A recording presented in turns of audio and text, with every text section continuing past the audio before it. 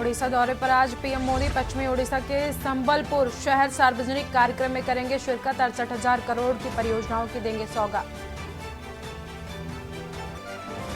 MLA खरीद फरोख्त मामला, केजरीवाल को आज फिर मिलेगा नोटिस। एक नोटिस लौटा चुके हैं बीजेपी, बोली आपका काम बस झूठे आरोपों में सनसनी फैलाना। भाजपा सांसद रीता बहुगुणा जोशी को 6 महीने की सजा, 1000 जुर्माना भी लगा। 2012 विधानसभा चुनाव में आचार संहिता का उल्लंघन किया था। कांग्रेस का न्याय संकल्प सम्मेलन, आज चुनाव अभियान की शुरुआत होगी। 45 साल पहले इंदिरा गांधी ने भी पूर्वी दिल्ली से चुनावी बिगुल फूंका था। विधानसभा सत्र का दूसरा दिन आज शोक प्रस्ताव के बाद स्थगित होगी सत्र की कार्यवाही। 5 फरवरी को बजट पेश करेंगे योगी सरकार। कन्नौज, संत कबीर नगर व गोरखपुर दौरे पर मुख्यमंत्री योगी आदित्यनाथ दिवंगत पूर्व एमएलए बनवारी लाल के घर जाएंगे सीएम। पूर्व विधायक के परिजनों से मुलाकात करेंगे सीएम। आप देख रहे हैं के न्यूज, खबरों का सारथी। नमस्कार, मैं हूं आपके साथ सोनम सिंह और आप देख रहे हैं के न्यूज इंडिया। वक्त हो गया है देश की बात का। देश की बात में आज हम बात करेंगे दिल्ली की। दिल्ली में प्रधानमंत्री नरेंद्र मोदी आज 10 बजे विज्ञान भवन, Commonwealth legal education association, Commonwealth attorney और सॉलिसिटर जनरल कॉन्फ्रेंस 2024 का उद्घाटन करेंगे। इस अवसर पर प्रधानमंत्री उपस्थित जनों को संबोधित भी करेंगे। इस सम्मेलन का विषय है न्याय वितरण में सीमा पार चुनौतियां। इस सम्मेलन में कानून और न्याय संबंधित महत्वपूर्ण मुद्दों जैसे न्यायिक परिवर्तन और कानूनी कार्य प्रणाली के नैतिक आयाम, कार्यकारी जवाबदेही और अन्य बातों के अलावा आधुनिक कानूनी शिक्षा पर पुनः ध्यान देने के बारे में विचार विमर्श किया जाएगा। इस सम्मेलन में कई अंतर्राष्ट्रीय प्रतिनिधिमंडलों के साथ साथ एशिया, प्रशांत, अफ्रीका और कैरेबियन में फैले राष्ट्रमंडल देशों के अटॉर्नी जनरल और सॉलिसिटर शामिल होंगे। ये सम्मेलन राष्ट्रमंडल देशों की कानूनी बिरादरी के कई हितधारकों में बातचीत के लिए एक विशिष्ट मंच के रूप में काम करता है। इस सम्मेलन में कानूनी शिक्षा और अंतर्राष्ट्रीय न्याय वितरण में चुनौतियों का समाधान करने के लिए एक व्यापक रोड मैप विकसित करने के लिए उद्देश्य से अटॉर्नियों और सॉलिसिटर जनरल के साथ एक विशेष गोल में सम्मेलन भी आयोजित किया जाएगा। आपको बता दें कि आज पीएम मोदी का कार्यक्रम है दिल्ली में। प्रधानमंत्री मोदी करीब 10 बजे कार्यक्रम में शामिल होंगे। कानूनी शिक्षा पर ध्यान देने को लेकर के विचार विमर्श करेंगे। एक सम्मेलन का आयोजन किया जा रहा है जिसमें कानून और न्याय को लेकर विचार विमर्श किया जाएगा। CLEA CASGE में कार्यक्रम की शुरुआत होगी।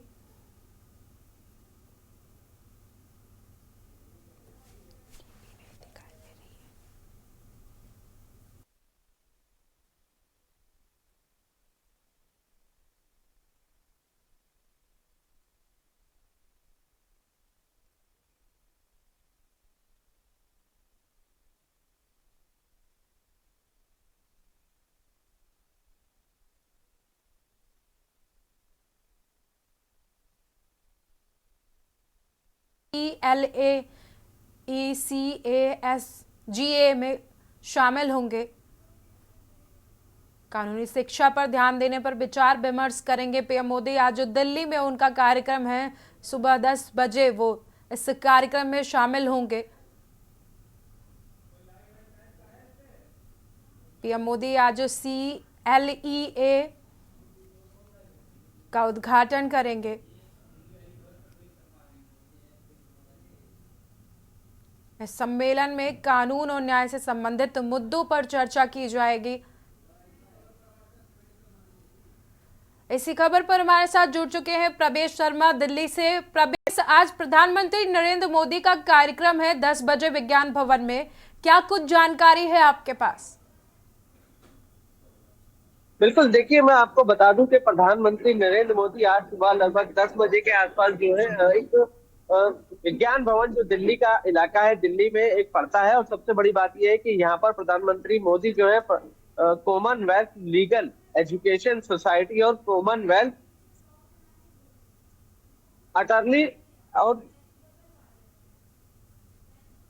जर्नल का एक 2024 का उद्घाटन करेंगे। विशेष रूप से मैं आपको बता दूं कि पूरा जो सिस्टम है नाम से ही साबित होता है, नाम से ही दिखाई दे रहा है, लीगल एजुकेशन सोसाइटी, पूरी तरीके से कानूनी प्रक्रिया पे बात होगी। न्यायपूर्ण जो विषय रखा गया है वो न्यायपूर्ण रखा गया है। सीमा पार जो चुनौती आए उसको लेकर चर्चा की जाएगी। पूर्ण रूप से प्रधानमंत्री मोदी जो है यहाँ पर एक संबोधन भी करते नजर आएंगे। और सबसे ज्यादा बड़ी बात मैं आपको बता दूं कि कई देश के प्रतिनिधि इस मौके पर यहाँ पर मौजूद होंगे। प्रवेश, जिस तरह से देखा जा रहा है कि इस सम्मेलन में तमाम अटर्नी, तमाम सॉलिसिटर शामिल हो रहे हैं, कानून व्यवस्था से जुड़े हुए, और CLEA और CASGC का आज उद्घाटन कर रहे हैं पीएम। तो क्या कुछ वहां पे नया देखने को मिलेगा? क्या कुछ तैयारियां हैं वहां की?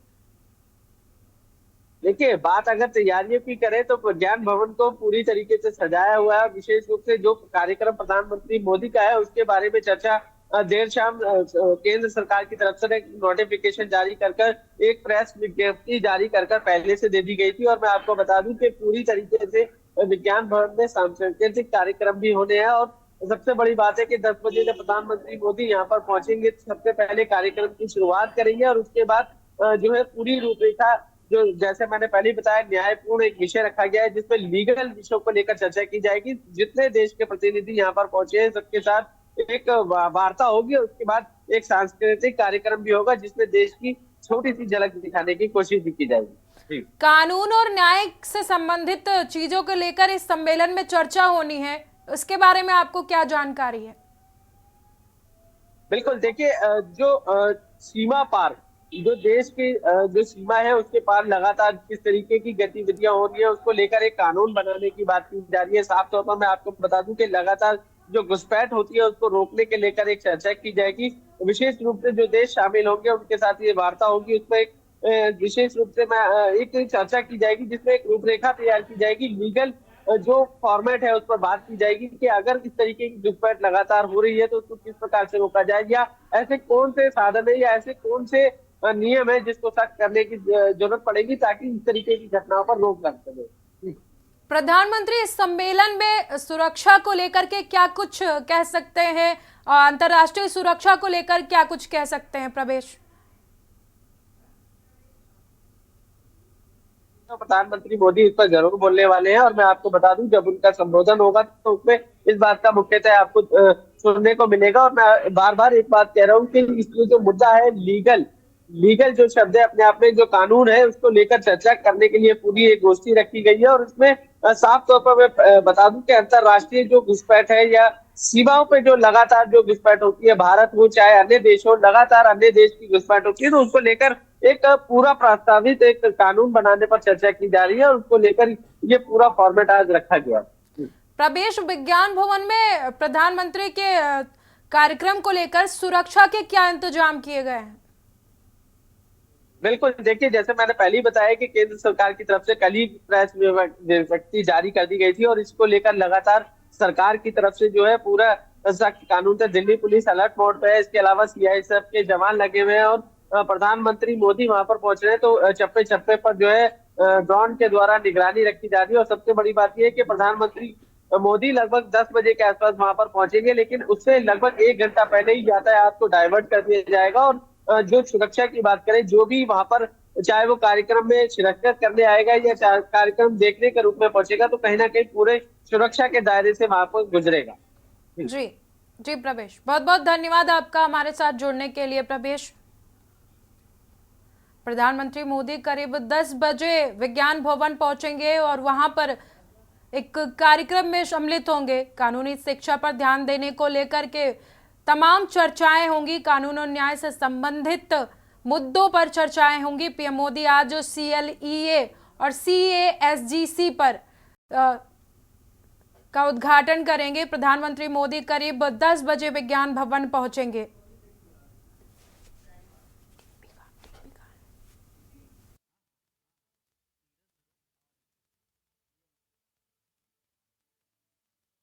और CASGC का उद्घाटन करेंगे। 2024 में कानूनी शिक्षा पर ध्यान देने पर विचार विमर्श होगा।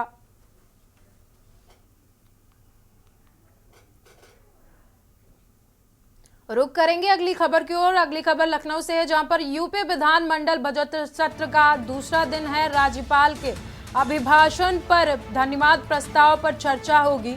यूपी विधानमंडल बजट सत्र का दूसरा दिन है।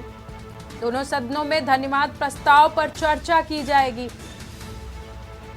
शोक प्रस्ताव के बाद स्थगित हो सकती है सत्र की कार्यवाही।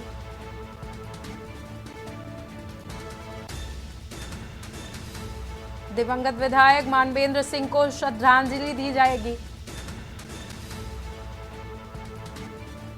दिवंगत विधायक एसपी यादव को भी देंगे श्रद्धांजलि। 7 व 6 फरवरी को राज्यपाल अभिभाषण पर चर्चा की जाएगी।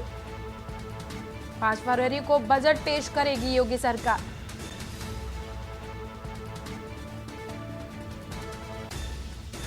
यूपी विधानसभा मंडल बजट सत्र का दूसरा दिन है। राज्यपाल के अभिभाषण पर धन्यवाद प्रस्ताव पर चर्चा होगी।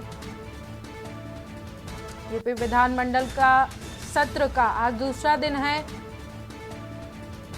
दोनों सदनों में धन्यवाद प्रस्ताव पर चर्चा की जाएगी। दिवंगत विधायक मानवेंद्र सिंह को श्रद्धांजलि दी जाएगी।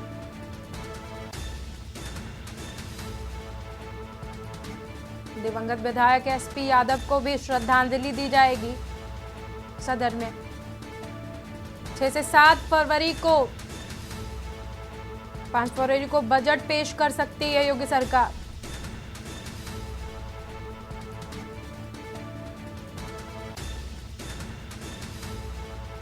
राज्यपाल के अभिभाषण पर धन्यवाद प्रस्ताव में चर्चा होगी।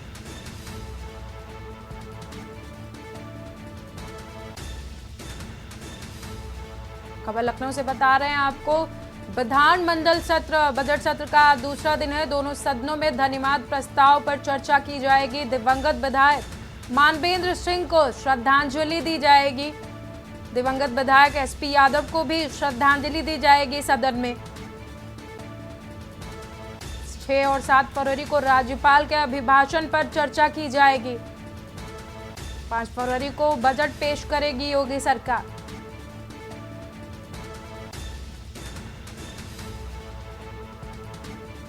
खबर लखनऊ से बता रहे हैं आपको, यूपी विधानसभा सत्र का आज दूसरा दिन है। बजट सत्र का दूसरा दिन है।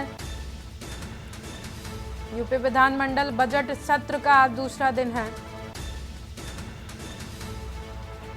इसी खबर पर हमारे साथ जुड़ चुके हैं लखनऊ से कौशलेंद्र उपाध्याय। कौशलेंद्र, आज यूपी विधानसभा में बजट सत्र का दूसरा दिन है और राज्यपाल के अभिभाषण पर चर्चा होनी है। धन्यवाद प्रस्ताव में क्या कुछ जानकारी है?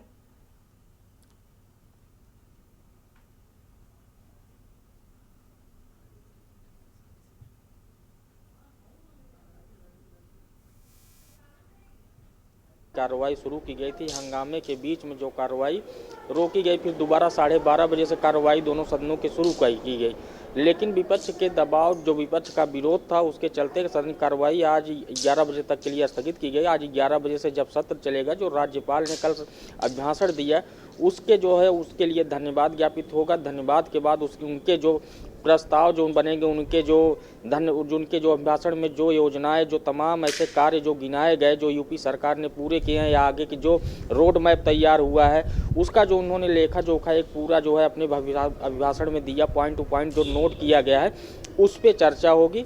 उसके बाद कुछ देर के लिए सदन की कार्रवाई स्थगित होने के बाद उसके कुछ ही समय बाद फिर जो है जो शोक प्रस्ताव है उस पर जो है शोक प्रस्ताव आएगा। उसके बाद जो वर्तमान जो इस सरकार में या पिछली सरकार में या जो सदन में दोनों सदनों के कभी सदस्य रहे हैं, जिनका जो है निधन हो चुका है, उनके लिए शोक सभा का आयोजन है। उसके बाद श्रद्धांजलि दी जाएगी।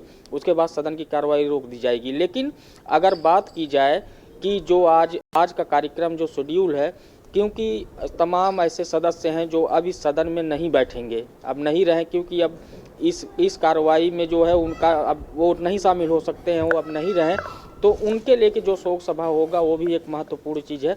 उसके बाद जो राज्यपाल ने जो अपने अभिभाषण में लोगों किया, इतना विरोध के बाद भी वो सदन में बोलती रहीं, उसको लेके सरकार अपने तरफ से धन्यवाद ज्ञापित करेगी और उनके जो प्रस्ताव हैं, उन्होंने जो योजनाएं गिनाई है, उन्होंने जो चीज़ें कही हैं, वो सब तमाम चीज़ों पर चर्चा करेंगे। उसके बाद एक रूपरेखा तैयार की जाएगी। कौशलेन, धन्यवाद प्रस्ताव में क्या कुछ बातें निकल कर आ सकती हैं सरकार की तरफ से? देखिए, आपको बताएं जो है धन्यवाद ज्ञापित में कोई ऐसी बातें नहीं होती हैं। कल जब भाषण जो हुआ था उसके बाद उसमें बताया गया था कि यूपी सरकार ने जो चीज़ें जो कार्य किए गए हैं, उन्होंने जैसे तमाम ऐसी योजनाओं को बताया। करीब 5 लाख परिवार जो है गरीबी रेखा से ऊपर आए, जिनको रहने को घर मिल गया है। तमाम ऐसी योजनाएं हैं।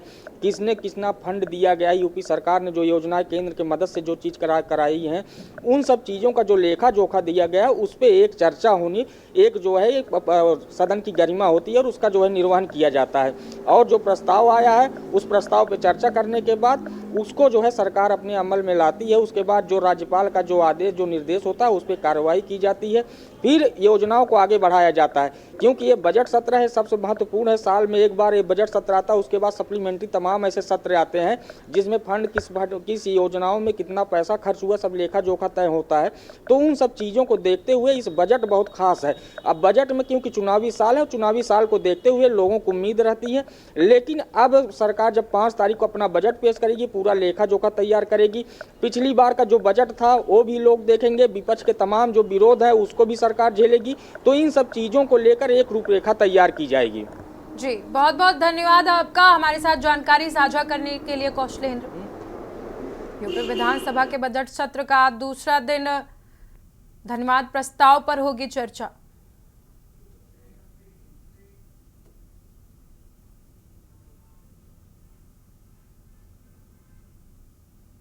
रुकते हैं एक छोटे से ब्रेक के लिए, ब्रेक के बाद जल्द हाजिर होते हैं।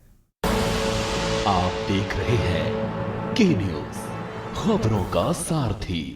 ब्रेक के बाद एक बार फिर से स्वागत है आपका देश की बात में। खबर हम आपको बता रहे हैं लखनऊ से बड़ी खबर है। आज 3 जिलों के दौरे पर जाएंगे मुख्यमंत्री योगी आदित्यनाथ। कन्नौज, संत कबीर नगर, गोरखपुर का दौरा करेंगे।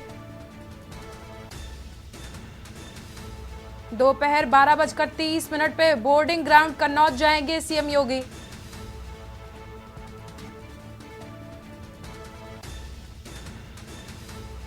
दिवंगत पूर्व एमएलए बनमारी लाल के घर जाएंगे सीएम योगी।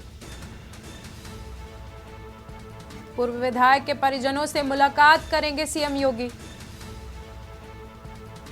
1:40 पर संत कबीर नगर के लिए रवाना होंगे सीएम योगी। सामूहिक विवाह समारोह में शामिल होंगे सीएम योगी। मगहर महोत्सव के समापन में भी शामिल होंगे सीएम योगी।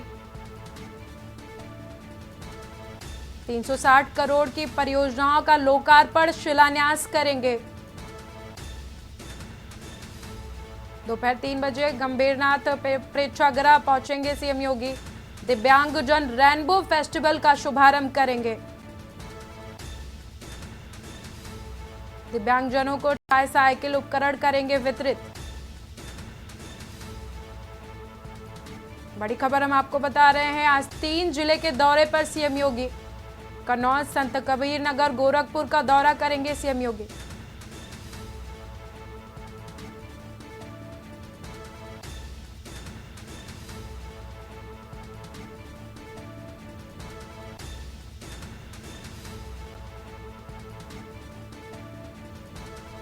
पूर्व विधायक के परिजनों से मुलाकात करेंगे सीएम योगी। इसी खबर पर हमारे साथ जुड़ चुके हैं गोरखपुर से रामशंकर संवाददाता हमारे। रामशंकर, आज ब्यूरो चीफ है हमारे गोरखपुर से रामशंकर, इसी खबर पर जुड़ चुके हैं हमारे साथ।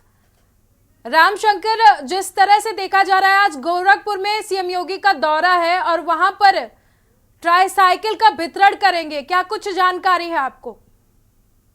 जी बिल्कुल, देखिए निश्चित तौर से आज उत्तर प्रदेश के मुख्यमंत्री योगी आदित्यनाथ आज अपने 3 दिवसीय दौरे पर गोरखपुर आएंगे। आज कल परसों यानी कि 3 दिन वो गोरखपुर रहेंगे और विभिन्न कार्यक्रमों में हिस्सा लेंगे और जनता दरबार भी लगाएंगे। सबसे पहले वो आ जाएंगे गोरखनाथ प्रेक्षागृह जाएंगे, जहां पर वो विभिन्न कार्यक्रमों में जो कार्यक्रम है उसमें वो पहुंचेंगे और योगी राज बाबा प्रेक्षागृह में होने वाले 3 दिवसीय दिव्यांगजन रेनबो फेस्टिवल का उद्घाटन करेंगे। साथ ही साथ आपको बता दें कि उद्घाटन करने के बाद वहां दिव्यांगजनों को जो भी अतिरिक्त उपकरण है वो उनको वितरित करेंगे। उसके बाद वो गोरखनाथ मंदिर जाएंगे, जहां गुरुजनों का आशीर्वाद लेने के बाद वो रात्रि विश्राम करेंगे। साथ ही वो कल यानी कि 4 फरवरी को वो मदन मोहन मालवीय प्रौद्योगिकी विश्वविद्यालय में मंडली बीहद रोजगार मेले में चयनित युवाओं को नियुक्ति पत्र देकर सम्मानित करेंगे। साथ ही आपको बता दें कि इसमें तकरीबन 20,000 युवाओं के रोजगार की भी बात कही जा रही है और बाहर से आई कंपनियां भी इसमें सम्मिलित होंगी। ये ऑन द स्पॉट रोजगार होगा, जैसे कि तुरंत रोजगार देने के चांसेस होंगे। जिसमें जिस तरह का ये रोजगार लगाया गया है, तो निश्चित तौर से इसमें कहीं ना कहीं आने वाले समय में जो रोजगार के लिए इधर उधर भटक रहे हैं, उनको बाहर न जाके गोरखपुर में रोजगार मिलना तय होगा जी। और साथ ही आपको बता दें, हो सकता है कल महाराज जी गोरखनाथ मंदिर में जनता दरबार भी लगाएं और फरियादों की समस्या को भी सुने जी। रामशंकर जी, आज सीएम योगी 3 जिलों के दौरे पर हैं और 360 करोड़ की परियोजनाओं का लोकार्पण और शिलान्यास भी करेंगे। इसके बारे में आपको क्या कुछ पता है? जी निश्चित तौर से देखिए, महाराज जी आज 3 दिवसीय दौरे पे हैं। साथ ही साथ आज मगहर महोत्सव का समापन भी है, उसमें भी वो सम्मिलित होंगे। वहां से वो सीधे फिर गोरखपुर आएंगे। गोरखपुर आने के बाद वो बाबा गोरखनाथ प्रेक्षागृह जाएंगे, जहां पर वो कार्यक्रम में हिस्सा लेंगे। साथ ही साथ कल वो रोजगार मेले में हिस्सा लेंगे, जहां पे आपको पहले भी बता चुका मैं, 20,000 युवाओं को नौकरी उपलब्ध कराने का लक्ष्य है। और इसमें रोजगार मेले में आपको बता दें 150 कंपनियों के आने की भी उम्मीद है।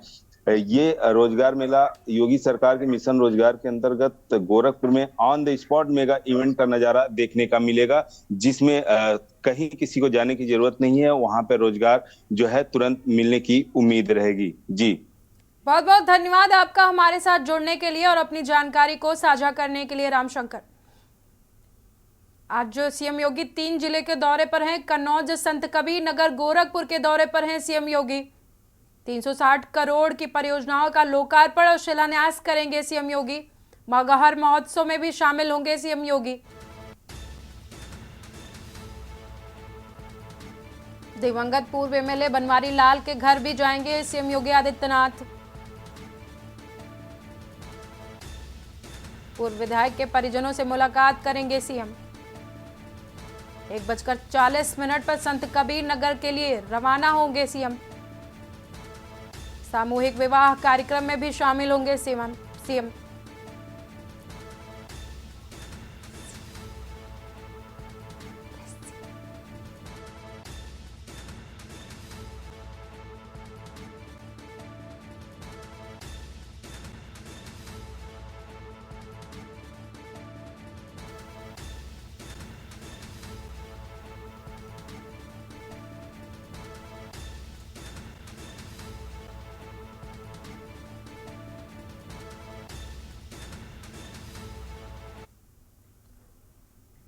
अगली खबर देहरादून से, जहां पर आज कैबिनेट की बैठक होनी है। यूजीसी का ड्राफ्ट पेश किया जाएगा। ड्राफ्ट कमेटी की अध्यक्ष रंजना प्रकाश देसाई ने ड्राफ्ट सौंपा है। समान नागरिक संहिता पर बना ड्राफ्ट सीएम धामी को सौंपा गया है। विधानसभा में यूसीसी पर बना है ड्राफ्ट और ड्राफ्ट को पटल पर रखा जाएगा।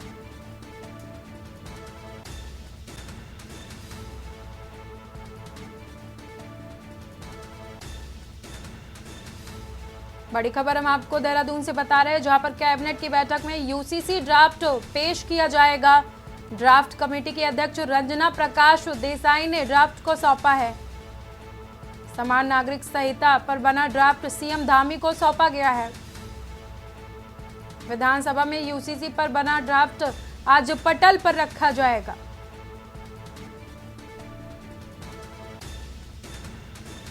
ड्राफ्ट कमेटी के अध्यक्ष रंजना प्रकाश देसाई ने सीएम धामी को सौंपा है ड्राफ्ट।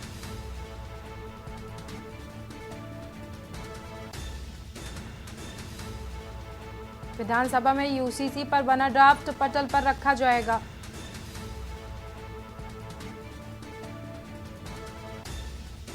आज कैबिनेट की बैठक में यूसीसी पर ड्राफ्ट पेश किया जाएगा। समान नागरिक संहिता पर बना ड्राफ्ट सीएम धामी को सौंपा जाएगा।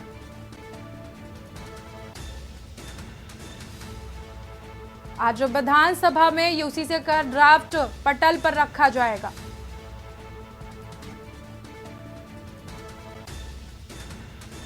उत्तराखंड में चल रहे यूसीसी के ड्राफ्ट को लेकर के आज विधानसभा में पटल पर ड्राफ्ट को रखा जाएगा।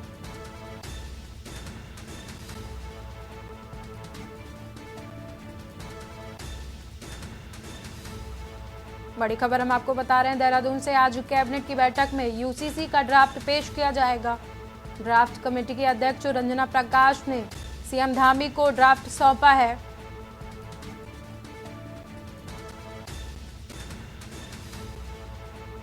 ड्राफ्ट कमेटी के अध्यक्ष रंजना प्रकाश ने सीएम धामी को ड्राफ्ट सौंपा है। आज जो विधानसभा के पटल पर ड्राफ्ट को रखा जाएगा।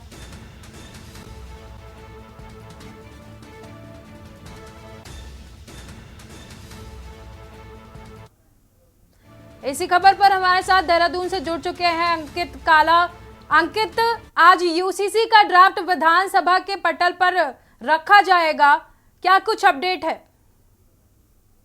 देखिए सोनम, आज कैबिनेट की बैठक है। कैबिनेट की बैठक शाम को 4 बजे होगी। कैबिनेट के समक्ष ये जो यूसीसी का ड्राफ्ट है उसको उस प्रस्ताव को लाया जाएगा। इसके अलावा 1 दर्जन से ज्यादा जो प्रस्ताव हैं वो भी कैबिनेट के समक्ष आएंगे। इस कैबिनेट की बैठक में यूसीसी का ड्राफ्ट पास होने के बाद 5 फरवरी से उत्तराखंड विधानसभा का विशेष सत्र शुरू हो रहा है। तो संभवतः सरकार फिर इस जो यूसीसी का ड्राफ्ट है कैबिनेट में पारित होने के बाद फिर इसे विधानसभा में लाया जाएगा। तो माना जा रहा है कि 6 फरवरी के दिन मुख्यमंत्री पुष्कर सिंह धामी की जो सरकार है वो विधानसभा में यूसीसी का जो ड्राफ्ट है विधेयक के तौर पर विधानसभा में लाएगी। विधानसभा में पारित होने के बाद राज्यपाल के पास ये विधेयक जाएगा और संभवतः इसी महीने जो है ये कानून का रूप ले लेगा। तो यूसीसी का ड्राफ्ट जो जस्टिस रंजना प्रसाद देसाई की अध्यक्षता में मुख्यमंत्री को सौंपा जा चुका है और आज इसी के तहत एक कैबिनेट की बैठक बुलाई गई है। इस कैबिनेट की बैठक का मुख्य एजेंडा यूसीसी है। इसके अलावा भी कई विभागों की नियमावली है और तमाम जो प्रस्ताव हैं वो अलग अलग विभागों से जुड़े हुए वो भी इस कैबिनेट की बैठक में आएंगे। तो यूसीसी का ड्राफ्ट आज पारित कैबिनेट की बैठक में उसको हरी झंडी मिलेगी। इसके बाद फिर विधानसभा में यूसीसी का ड्राफ्ट लाया जाएगा। यूसीसी के ड्राफ्ट को आज पेश किया जा रहा है, तो प्रदेश भर में कैसा माहौल दिख रहा है? देखिए, मुख्यमंत्री पुष्कर सिंह धामी ने साल 2022 के विधानसभा चुनाव से पहले जनता से ये वादा किया था कि अगर उनकी सरकार आएगी तो पहली ही कैबिनेट में यूसीसी का ड्राफ्ट लाया जाएगा। यूसीसी को लागू करने की दिशा में सरकार कार्य करेगी। तो उसी के तहत सरकार ये काम कर रही है और अधिकांश जो जनता है वो मुख्यमंत्री के इस फैसले से खुश है, जबकि विपक्ष की ओर से कुछ एक जो सवाल है वो खड़े किए जा रहे हैं। इसमें मसलन उनको ड्राफ्ट अभी तक नहीं मिला है, ये उनकी चिंता है। इसके अलावा ड्राफ्ट में क्या कुछ है ये अभी सार्वजनिक किए जाने की विपक्ष मांग कर रहा है। लेकिन सरकार का ये तर्क है कि उसने जनता से जो वादा किया था उस वादे को निभाने के लिए सरकार इस यूसीसी को जल्द से जल्द राज्य में लागू करने वाली है। और अगर ऐसा होता है तो उत्तराखंड पहला राज्य बनने वाला है जहाँ पर कि यूसीसी लागू होगा। जी, बहुत बहुत धन्यवाद आपका हमारे साथ जुड़ने के लिए और अपनी जानकारी को साझा करने के लिए अंकित। उत्तराखंड की कैबिनेट बैठक में आज यूसीसी का ड्राफ्ट पेश किया जाएगा। विधानसभा में यूसीसी का ड्राफ्ट पटल पर रखा जाएगा।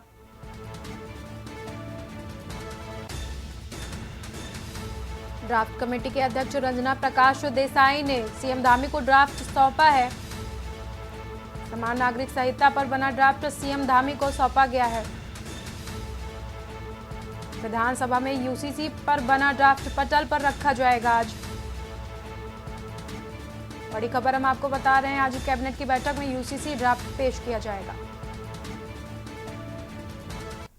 अगली खबर लखनऊ से है, जहां पर यूपी कैबिनेट के सभी मंत्री और विधायक अयोध्या जाएंगे। 11 फरवरी को सभी मंत्री और विधायक अयोध्या जाएंगे। स्पीकर सतीश महाना ने सभी दलों से दर्शन करने को कहा है। सभी दलों के विधायक से अयोध्या दर्शन करने को कहा है। सपा विधायकों से भी दर्शन करने के लिए कहा गया है। स्पीकर सतीश महाना अयोध्या दर्शन के लिए भी जाएंगे।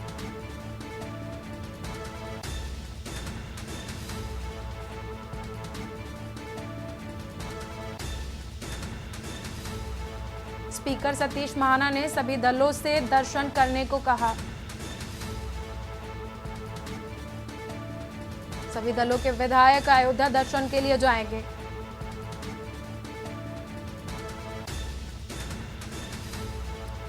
विधानसभा स्पीकर सतीश महाना ने अयोध्या दर्शन के लिए सभी से की अपील।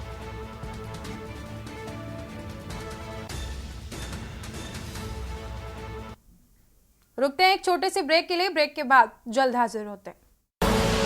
आप देख रहे हैं के न्यूज, खबरों का सारथी। ब्रेक के बाद एक बार फिर से स्वागत है आप सभी का देश की बात में। आपको बता दें कि अयोध्या में 3 सीओ के कार्य क्षेत्र में फेरबदल किया गया है। एसएसपी राजकरण नैयर ने किया है फेरबदल। आशुतोष मिश्रा सीओ अयोध्या बनाए गए हैं। आशीष निगम सीओ रुदौली बनाए गए हैं। सत्येंद्र भूषण तिवारी संभालेंगे प्रोटोकॉल वीआईपी सेल की जिम्मेदारी। वीआईपी सेल की भी जिम्मेदारी संभालेंगे सत्येंद्र भूषण।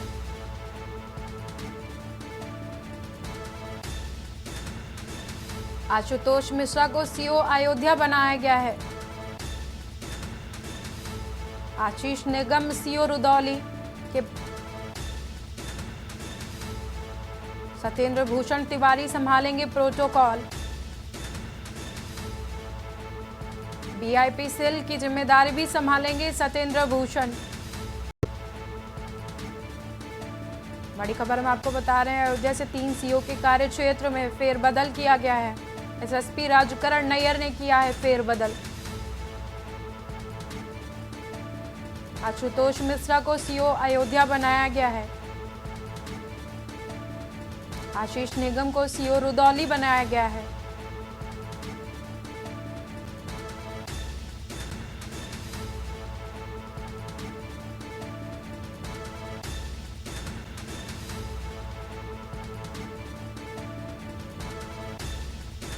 सत्येंद्र भूषण तिवारी संभालेंगे अयोध्या का प्रोटोकॉल। वीआईपी सेल की जिम्मेदारी भी संभालेंगे सत्येंद्र भूषण।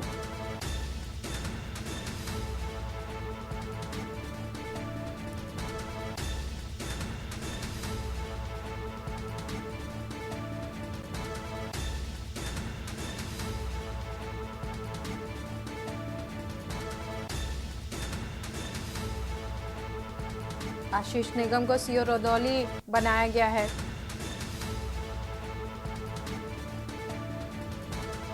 आशुतोष मिश्रा को अयोध्या का सीओ बनाया गया है।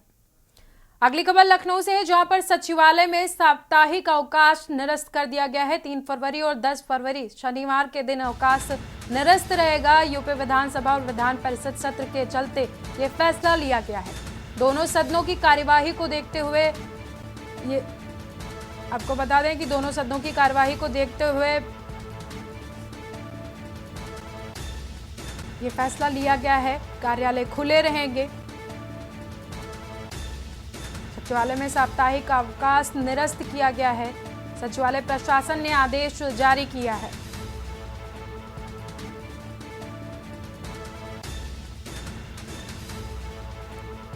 बड़ी खबर हम आपको लखनऊ से बता रहे हैं, सचिवालय में साप्ताहिक अवकाश निरस्त कर दिया गया है। 3 फरवरी और 10 फरवरी को अवकाश निरस्त किया गया है। शनिवार के दिन भी अब खुले रहेंगे कार्यालय। यूपी विधानसभा और विधान परिषद सत्र के चलते ये फैसला लिया गया है। दोनों सदनों की कार्यवाही को देखते हुए खुले रहेंगे कार्यालय।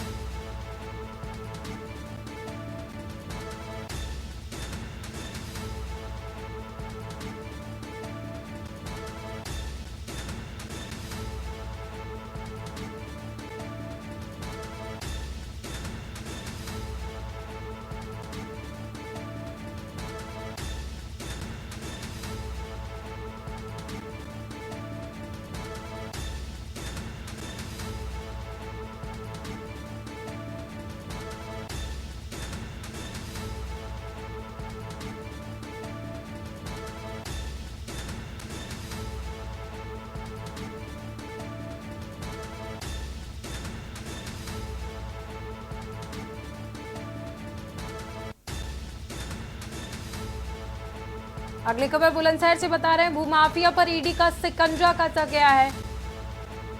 सुधीर गोयल और उसके पार्टनर पर शिकंजा कसा गया है। 27.49 करोड़ की अचल संपत्ति को जब्त किया गया है।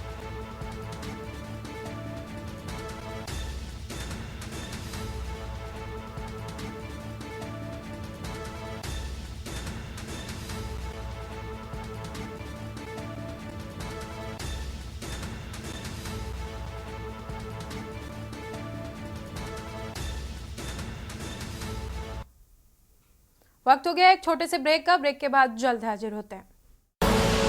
आप देख रहे हैं के न्यूज, खबरों का सारथी। ब्रेक के बाद एक बार फिर से स्वागत है आप सभी का देश की बात में। प्रधानमंत्री की महत्वाकांक्षी परियोजना मिशन जल जीवन को हर घर नल हर घर जल के लिए चलाई गई 800 करोड़ रुपए की ये परियोजना कमीशन खोरी की भेंट चढ़ गई है। पानी की टंकी के निर्माण कार्य की जिम्मेदारी जल निगम ने जीबीपीआर निर्माण कंपनी को सौंपा था। जीबीपीआर निर्माण कंपनी पानी की टंकी के निर्माण का काम बीबीआईपी और एसजीएस निर्माण कंपनी को कमीशन लेकर सौंप दिया था। जिले में बीबीआईपी और एसजीएस निर्माण कंपनी करा रही पानी की टंकी का निर्माण। आपको बता दें कि निर्माण कार्य में घटिया सेम ईंट और घटिया निर्माण सामग्री का इस्तेमाल किया जा रहा है। ग्राम पंचायत अभयपुर पहुंचकर के न्यूज की टीम ने इसकी जमीनी हकीकत जानी है। अभयपुर में एसजीएस निर्माण कंपनी ने पानी की टंकी की बाउंड्री वॉल बनाने और पंप हाउस बनाने में किया है घटिया निर्माण, जिसकी हकीकत के न्यूज के संवाददाता ने जानी है। आइए आपको दिखाते हैं।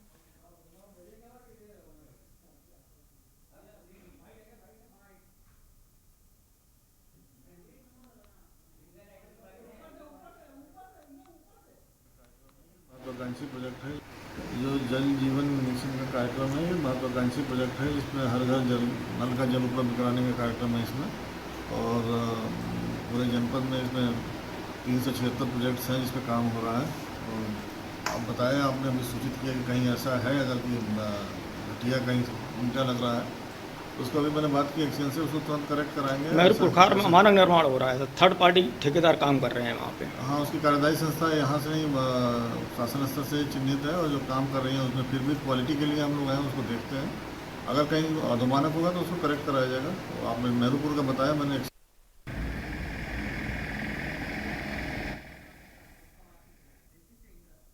इसी खबर पर हमारे साथ जुड़े हुए हैं ऋषि सेंगर फर्रुखाबाद से।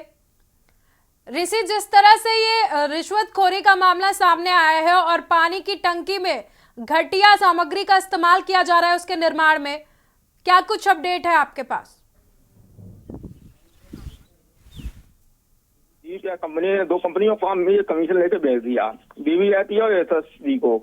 दोनों कंपनियां घटिया ईंट का निर्माण कर रही हैं। जब अधिकारियों संबंध में बातचीत की जाती है, वो कहते हैं कि जांच कराएंगे, लेकिन जांच को ठंडे बस्ते न लिया जाता। काम अभी तक चल रहा है, किसी भी कंपनी के खिलाफ ना कोई जांच हुई ना कोई कार्रवाई हुई। लगातार ये कंपनियां घटिया निर्माण सामग्री प्रयोग कर पानी की टंकी निर्माण करने में लगी हुई हैं। प्रशासन की तरफ से क्या कदम उठाए जा रहे हैं इस रिश्वतखोरी से बचने के लिए? प्रशासन केवल अपना जांच कराने की कार्रवाई करने का पल्ला झाड़ लेते हैं और कोई कार्रवाई नहीं की गई है। अभी तक किसी भी टंकी की ना तो जांच कराई गई, ना इन ठेकेदारों के खिलाफ कोई कार्रवाई की गई है। जी, बहुत बहुत धन्यवाद आपका हमारे साथ जुड़ने के लिए और अपनी जानकारी को साझा करने के लिए। फर्रुखाबाद में सरकारी काम में रिश्वतखोरी का मामला सामने आया है। मिशन जल जीवन परियोजना कमीशन खोरी की भेंट चढ़ गई है।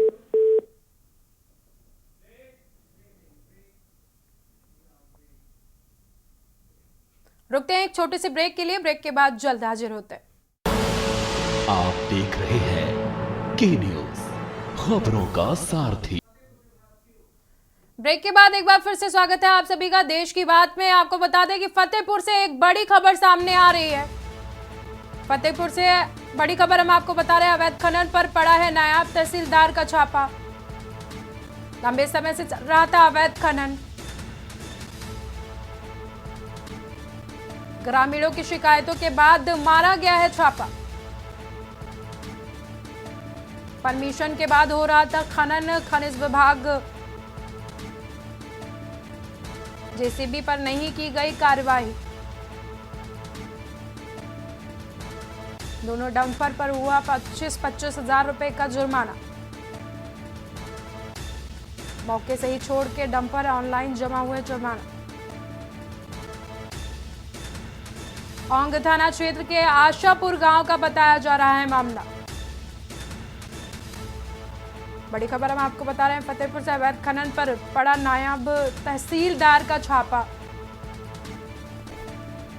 लंबे समय से चल रहा था खनन का काम। ग्रामीणों की शिकायत के बाद प्रशासन की तरफ से की गई है कार्रवाई।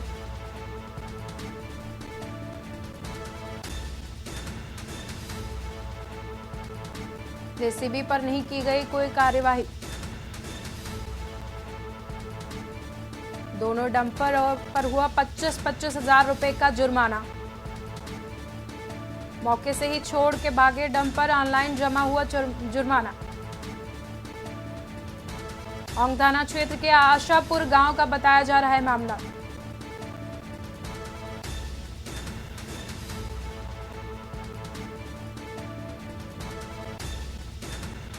लंबे समय से चल रहा था अवैध खनन का कार्य।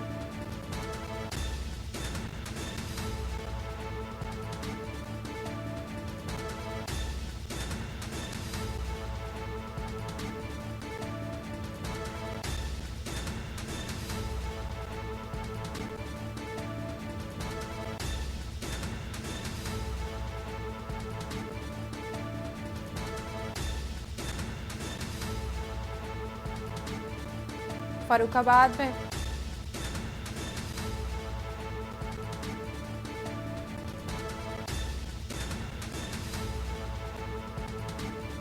फतेहपुर अवैध खनन पर पड़ा नायब तहसीलदार का छापा।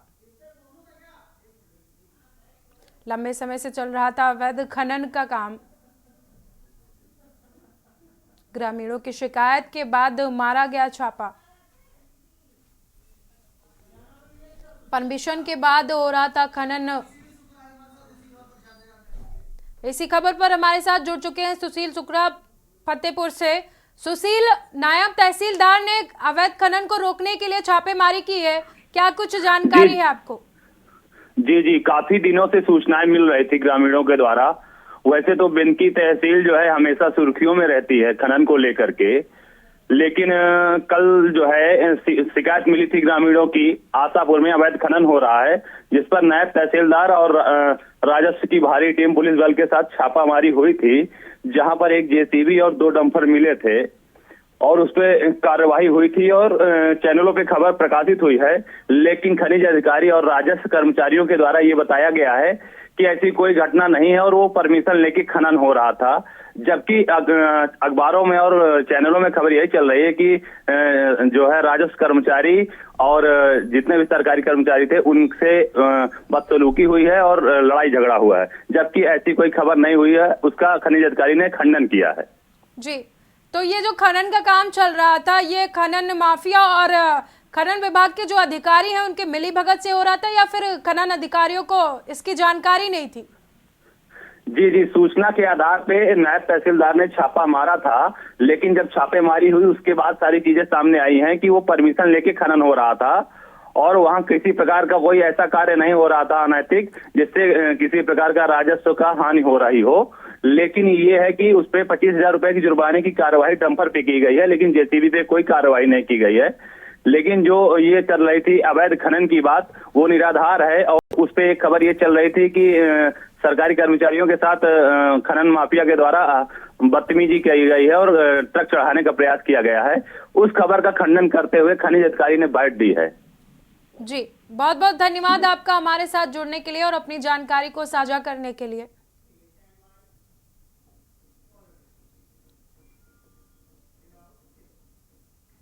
अगली खबर एटा से है, जहां पर कुएं में एक युवक का शव मिला है। युवक का शव मिलने से इलाके में सनसनी फैली है।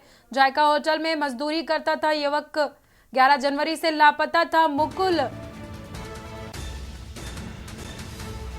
युवक का शव मिलने से आसपास के लोगों में फैली सनसनी। जायका होटल में मजदूरी करता था मृतक।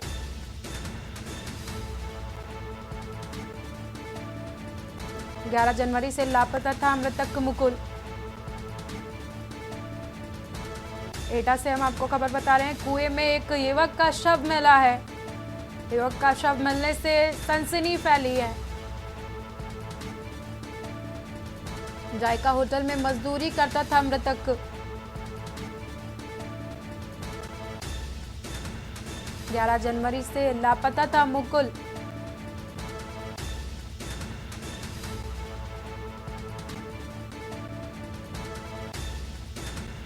युवक का शव मिलने से आसपास के लोगों में दहशत का माहौल। जायका होटल में मजदूरी करता था मृतक युवक। 11 जनवरी से लापता था मृतक मुकुल।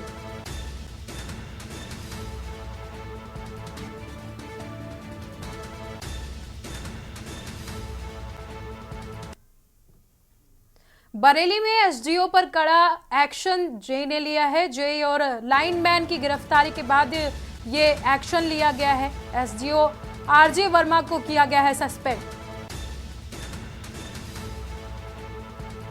MBBNL के MD भवानी सिंह खंगरौत ने किया है सस्पेंड। एसडीओ आरजे वर्मा भ्रष्टाचार के मामले में थे नामजद।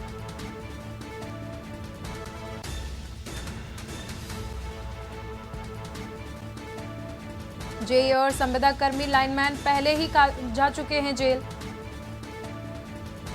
एसडीओ को सस्पेंड करते हुए देवी पाटन के गोंडा से किया अटैच।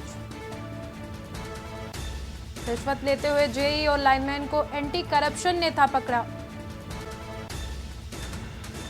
जेई और संविदा कर्मी लाइनमैन पहले ही जा चुके हैं जेल। एसडीओ को सस्पेंड करते हुए देवी पाटन के गोंडा से किया अटैच।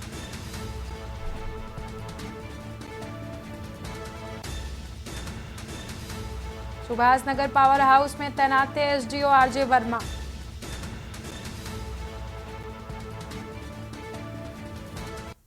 इसी खबर पर हमारे साथ जुड़ चुके हैं सानू कुमार बरेली से।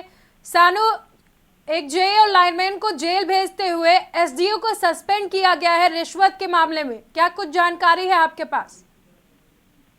देखिए, निश्चित तौर पे बताना चाहूंगा, बरेली में 4 दिन पहले की बात है जब एक रिश्वत के मामले में करीब 20,000 रुपए की रिश्वत मांगी गई थी। और ये रिश्वत का जो कृत्य था, जेई और लाइनमैन, जो कि लाइनमैन संविदा कर्मी था, सुभाष नगर पावर हाउस का ये पूरा मामला था। वहां पर से इन्होंने एक केस को निपटाने, यानी कि बिजली चोरी की एक पे ऊपर कंप्लेंट दर्ज हुई थी। उसके बाद जो है उस जो पीड़ित था उसके साथ जो है केस को रफा दफा करने के लिए पैसे मांगे गए थे। और साफ तौर पर जिस तरीके से रिकॉर्डिंग वायरल हुई थी उसमें उन्होंने एक्सेप्ट किया था कि जो ये पूरा काम है वो खुद एसडीओ आरजे वर्मा करेंगे। तो पैसा जो है सारा वो आरजे वर्मा के पास जाएगा। जब वो रिश्वत देने पहुंचा तो कहीं ना कहीं एंटी करप्शन टीम ने जेई और संविदा कर्मी को धर दबोचा था। तो तत्काल प्रभाव से एफआईआर दर्ज करके उनको जेल भेजा गया था। और सह सहयोगी के तौर पर एसडीओ आरजे वर्मा को उस एफआईआर में नामजद किया गया था। लेकिन आरजे वर्मा पर जो विवेचना चल रही थी उसमें उन पर अभी कोई आरोप सुनिश्चित नहीं हो पाए थे। इसलिए जो मुख्य अभियंता की रिपोर्ट आई, मुख्य अभियंता की रिपोर्ट में साफ तौर पर से दोषी पाए गए आरजे वर्मा और रिपोर्ट मुख्यालय भेजी गई। तो मुख्यालय में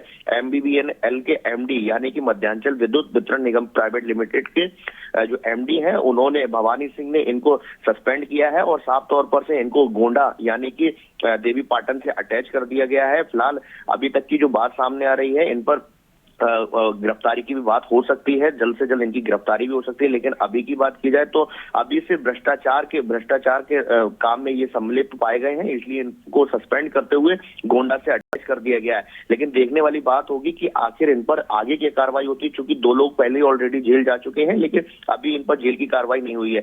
लेकिन सूत्रों की बात की जाए तो पुलिस सूत्रों की बात कहें या फिर एंटी करप्शन टीम की बात कहें तो वो साफ तौर पर से बताया जा रहा है कि इनकी भी जल्द गिरफ्तारी हो सकती है, चूंकि इन पर जो आरोप पे वो पूरे के पूरे साबित हुए हैं और उसी आधार पर इनकी गिरफ्तारी होगी।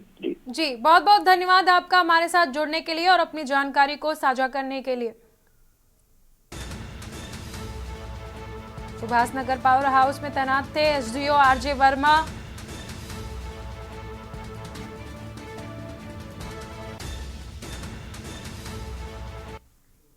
अगली खबर पीलीभीत से है, जहां पर तेंदुए का शव मिलने से आसपास के लोगों में हड़कंप मचा हुआ है। जंगल के नजदीकी गांव के किनारे मिला है तेंदुओं का शव। वन विभाग की टीम जांच में जुटी है।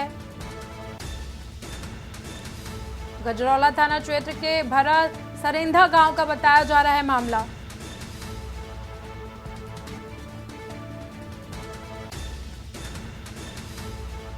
पीलीभीत में तेंदुए का शव मिलने से मचा हड़कंप।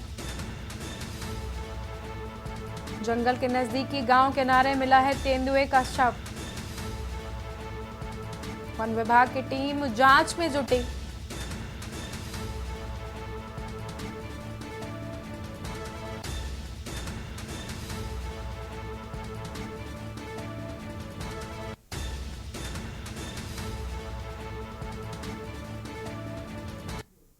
राजधानी लखनऊ से बड़ी खबर सामने आ रही है। आपको बता दें कि खबर लखनऊ से है, जहां पर यूपी में सिपाही पद के लिए सबसे बड़ी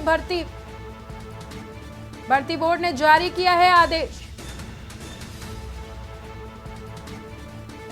17 और 18 फरवरी को होगी लिखित परीक्षा।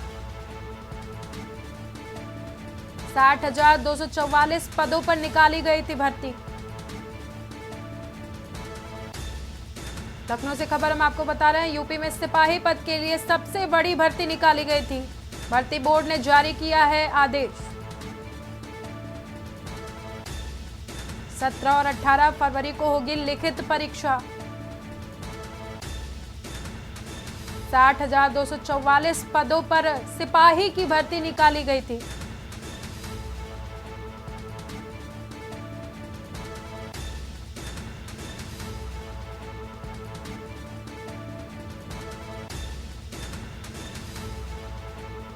बड़ी खबर हम आपको बता रहे हैं, लखनऊ से यूपी में सिपाही भर्ती बड़ी निकाली गई थी। 60,244 पदों के लिए सिपाही भर्ती निकाली गई थी।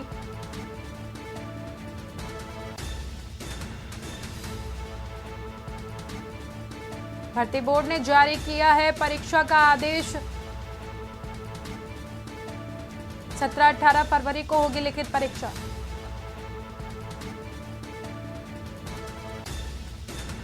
इसी खबर पर हमारे साथ जुड़ चुके हैं सलाहकार संपादक केबक्श जी। केबक्श जी, जिस तरह से सिपाही भर्ती बड़ी यूपी में काफी पदों पर निकाली गई थी, तकरीबन 60,244 पदों पर, तो अभी परीक्षा के लिए तारीख जारी कर दी गई है, क्या कुछ जानकारी है आपके पास? ये देखिए, ये सिपाहियों की कमी उत्तर प्रदेश में बहुत है और ये कई वर्षों से भर्तियां नहीं हो पा रही थी, तो उत्तर प्रदेश पुलिस भर्ती आयोग ने रिक्तियां जारी कर दी है। उसकी लिखित परीक्षा 17-18 फरवरी को होगी और लगभग 60,000 यानी 60,244 पदों पर भर्ती होगी, जिससे जो सिपाहियों की कमी है, चूंकि सिपाहियों की कमी को देखते हुए सरकार ने ये निर्णय लिया है और शीघ्र इसकी भर्ती प्रक्रिया प्रारंभ हो जाएगी और लगता है कि इसी मार्च के प्रथम सप्ताह में इन भर्तियां जारी हो जाएंगी और सबके नियुक्ति पत्र दे दिए जाएंगे। क्योंकि सिपाहियों की कमी कारण धरना प्रदर्शन और लोगों के जो अंगरक्षक होते हैं उनमें, जिसकी वजह से सिपाहियों की कमी थी और कानून व्यवस्था में काबू करने में लोगों को दिक्कत, सरकार को दिक्कत होती है। इसलिए भर्तियों को पूरा हो जाने से जो कानून व्यवस्था पे भी असर पड़ेगा और कानून व्यवस्था सुधर, जिससे कि भर्तियां जाने से कानून व्यवस्था सुदृढ़ हो जाएगी उत्तर प्रदेश। केबक्श जी, जिस तरह से विपक्ष लगातार, बहुत बहुत शुक्रिया आपका हमारे साथ जुड़ने के लिए।